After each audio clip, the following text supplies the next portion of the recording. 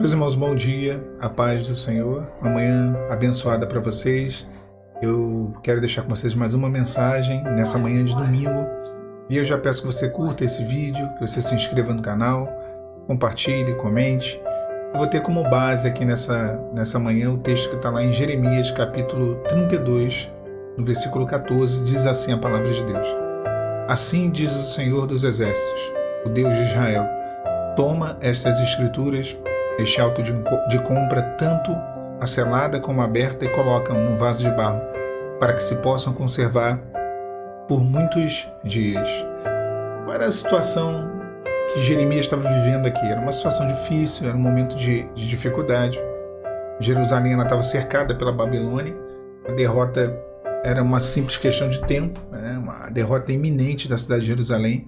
Inclusive o profeta Jeremias já tinha profetizado que a cidade seria tomada, não teria para onde correr, né? Inevitavelmente seria tomada. E nessa situação, nesse contexto, era uma loucura qualquer tipo de investimento, ainda mais um investimento na cidade, num terreno, né? Porque tudo seria tomado pelo inimigo. É como se, ontem eu até dei o exemplo da guerra que está acontecendo na Ucrânia, é como se você quisesse de repente fazer um investimento de comprar um apartamento em Kiev, que está para ser invadida pela Rússia. Então é uma coisa que é um investimento doido, né? Não faz sentido. Então, quando nós olhamos esse texto, e principalmente quando nós vemos a forma com que esse negócio foi feito, né, o Senhor ele revela ao profeta Jeremias que um parente seu, né, no caso ali o seu primo, ele viria e ofereceria um campo, e que era para Jeremias comprar. Quer dizer, um investimento doido, um investimento que ia contra a lógica, comprar um campo, o campo de Anatote, que estava ali naquele local, naquela localidade que seria invadida. E aí, o Senhor ele diz o seguinte, o texto ele diz o seguinte, que haviam duas escrituras, uma pública, né, que era aberta a todos, que podiam ler, e uma cópia selada, que deveria ser muito bem guardada, e essa era só do proprietário. Essa era a sua segurança do negócio. Então, o primo de Jeremias, ele oferece, né, o filho do seu tio, o campo, e Jeremias acaba fazendo esse negócio, comprando. Então, assim, quando nós olhamos esse texto e trazemos ele para a nossa vida, eu sempre falo que o campo de Anatote, aqui, esse texto de Jeremias, é um investimento de fé. Deus ele me deu essa palavra algumas vezes, e é você crer em algo, investir em algo, mesmo quando tudo diz não. Mesmo quando tudo diz que a lógica diz que não é para você fazer isso. E teoricamente seria um prejuízo, um investimento de prejuízo.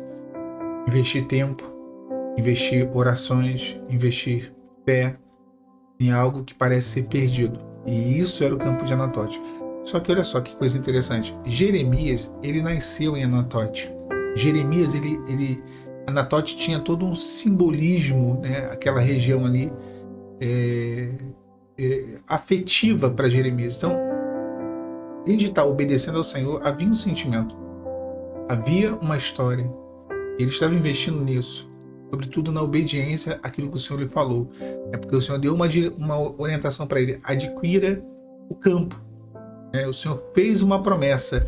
Não só Deus deu uma orientação, como no versículo 15 o Senhor fala assim: ainda se comprarão casas, campos e vinhas nesta terra. O que o Senhor estava dizendo? A cidade vai ser invadida, a terra vai ser invadida, tudo vai ser destruído, mas dias virão em que eu vou restituir a sorte dessa cidade, e se comprarão casas, campos e vinhas nesta terra, e você não vai ter prejuízo. Esse investimento que você fez, ele terá uma recompensa. Olha que palavra maravilhosa. E eu sei que nessa manhã de domingo você fez um investimento, né? Talvez alguns dias, alguns meses, alguns anos. Eu sei que nessa manhã de domingo talvez você ainda esteja questionando esse investimento da fé. Talvez você esteja questionando por que você comprou esse campo de Anatote, né? E às vezes nós questionamos. Quando olhamos, né, o cenário é um cenário de destruição, um cenário onde tudo dá errado, onde as coisas não acontecem. Isso causa em nós realmente, né, uma certa aflição.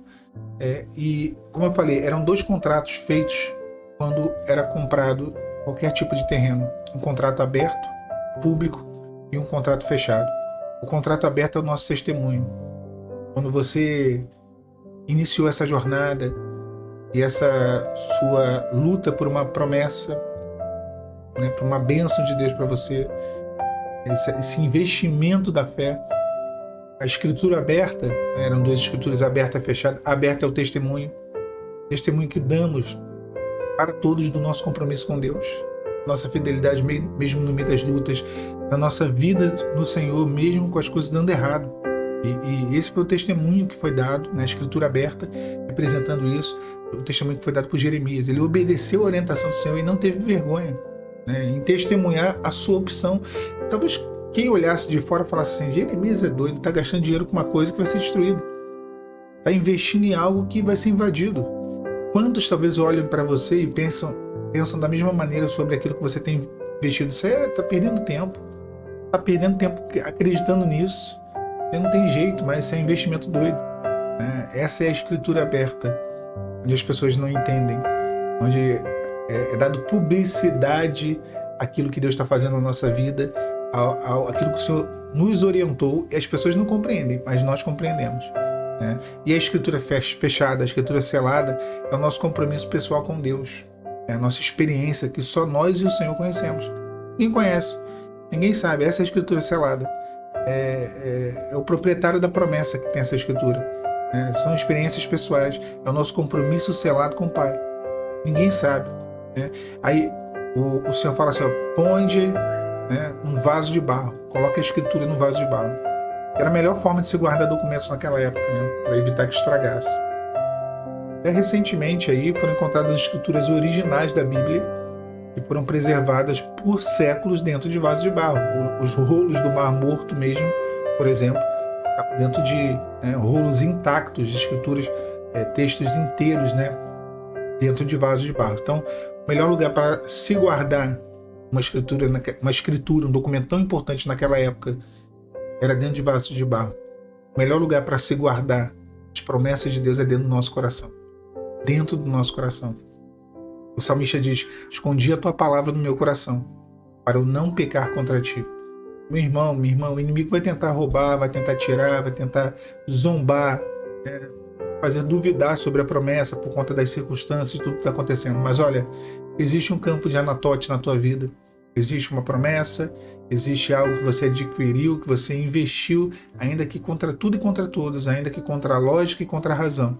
Mas porque você creu na palavra do Senhor, naquilo que o Senhor te falou, e isso foi necessário e suficiente para que você fizesse esse investimento e para que você continuasse com essa promessa viva. Guarda dentro desse vaso de barro, guarda essa escritura. Tem duas escrituras: a aberta, que todo mundo vê a tua postura, o teu posicionamento e a tua escolha, e a fechada, que é a sua experiência com Deus, aquilo que o Senhor te prometeu e que Ele, no tempo oportuno, vai cumprir. Ainda se comprarão casas e terrenos, ainda se venderão, ainda se comprarão e ainda se venderá neste lugar. Deus tinha e teve, e não só teve, Ele cumpriu as palavras de restauração, e aquele lugar voltou a ser um lugar habitável. Depois de algum tempo, voltou a ser um lugar habitável, voltou a ser um lugar valorizado, porque Deus restaurou a sorte daquele lugar. E vai ser assim na sua vida, na minha vida, nas nossas vidas. Acredite, creia, tome posse, esconda a promessa que o Senhor te deu dentro do seu coração.